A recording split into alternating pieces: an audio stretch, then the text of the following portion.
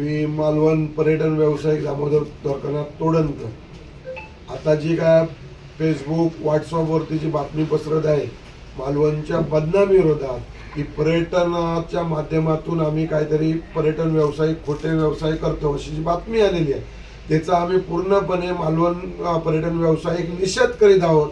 कारण याच्या पुढे सुद्धा आणि आता ठामपणे आम्ही व्यावसायिक सांगत आहोत की मालवणची बदनामी करताय ती कुठेतरी तुमची थांबली पाहिजे।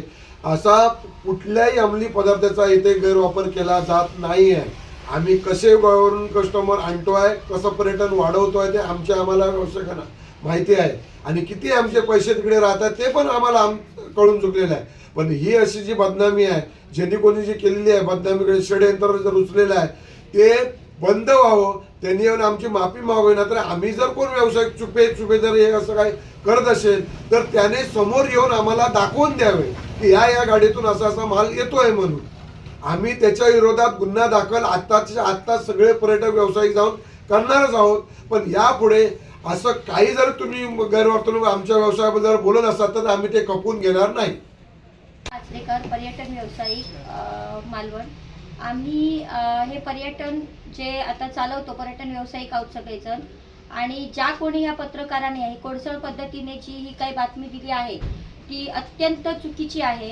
आम्ही हे पर्यटन फार अगदी मेहनतीने वाढवतोय आणि खूप कष्ट करून ते कस्टमर येत आहेत। त्यांनी चुकीच्या पद्धतीने ही बातमी दिलेली आहे, कोणताही पुरावा त्याच्याकडे नसताना। तर त्या पत्रकारांनी इथे येऊन आमची माफी मागावी।